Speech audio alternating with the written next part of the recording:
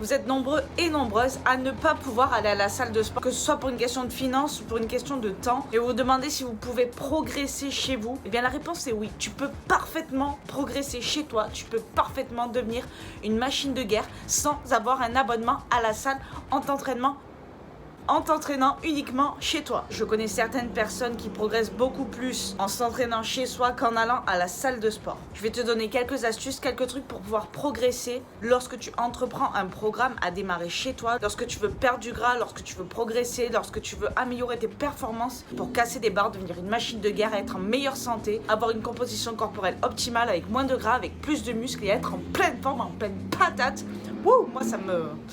En n'ayant pas un matériel de folie, il faut pas exagérer non plus. Ton chez toi ne va pas non plus se transformer en Gold Gym. Lorsque tu débutes, tu ne vas pas avoir forcément besoin de beaucoup de matériel. Un tapis va suffire. Afin d'apprendre un maximum de mouvements, tu vas pouvoir commencer à travailler poids de corps. Bien évidemment, au bout d'un moment, tu atteindras une certaine limite. C'est pour cela qu'il faudrait investir un petit peu dans du matériel. Mais ça, on le voit après, ma gueule. Tout d'abord, il va falloir que tu choisisses la durée et la fréquence de tes entraînements. C'est-à-dire combien de fois dans la semaine tu veux t'entraîner et combien tu veux que cet entraînement dure. Alors pour t'aider, voici ce que je te recommande. Tu as deux possibilités.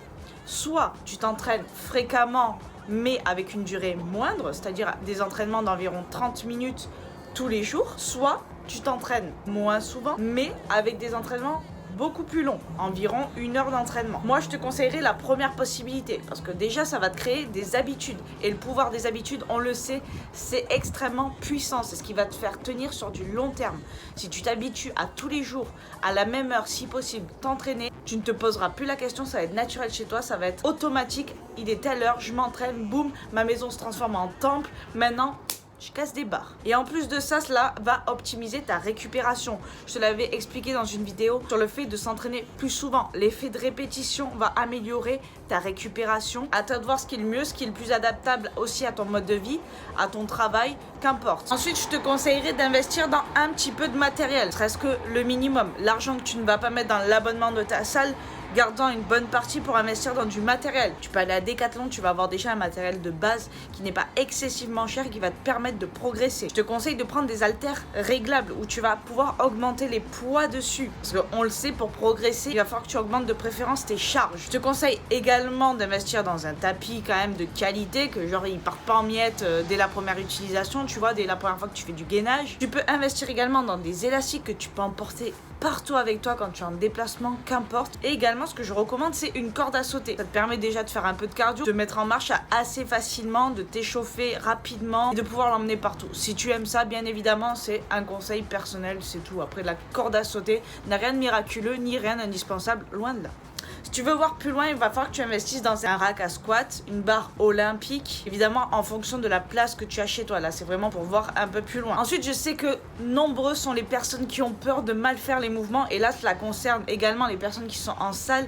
Ils ne savent pas s'ils s'y prennent bien. Et encore en salle, parfois, tu as les coachs qui peuvent t'aiguiller. Alors là, ce que je te conseille de faire, c'est de t'inspirer des meilleurs comptes fitness, entre guillemets. Meilleurs, ça ne veut pas dire ceux qui ont le plus de followers. Des coachs qui ont prouvé via notamment leur physique ou via le professionnalisme de leur entraînement et de leur transmission. Je te mettrai en barre d'infos quelques chaînes YouTube que je te recommande et de te filmer, c'est très important. Moi-même, je me filme régulièrement à la salle dès que je peux, pas par égocentrisme, mais tout simplement pour voir comment je réalise mon mouvement. Et crois-moi que des fois, tu penses bien faire alors que tu es loin du compte. Et tu peux également solliciter ces coachs. Moi, je reçois parfois des vidéos sur Instagram. J'en ai reçu pas mal, notamment suite à ma vidéo sur le squat bulgare auquel j'ai répondu, où j'ai pu rectifier pas mal de posture. Donc n'hésite pas à me solliciter sur Instagram.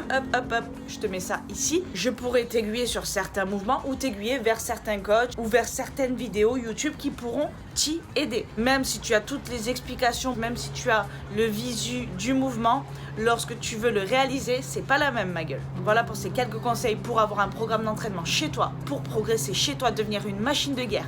Ça n'est en aucun cas un frein, il n'y a pas de limite. Tu peux parfaitement t'entraîner chez toi et progresser. J'ai d'ailleurs énormément d'admiration pour les personnes qui s'entraînent chez soi, car il faut un mental d'autant plus fort pour se motiver, garder la motivation, faire son entraînement sérieusement. Lorsqu'on est dans la salle de sport, on peut plus reculer. Bon, bien sûr, on peut procrastiner sur certains exercices, entre guillemets, mais il y a une ambiance, il y a un environnement qui fait que on met toutes les chances de notre côté pour faire notre séance. Alors que quand on est chez soi, on est généralement dans un environnement de confort, il y a le canapé, il y a la télé, il y a Netflix, il y a tout ça.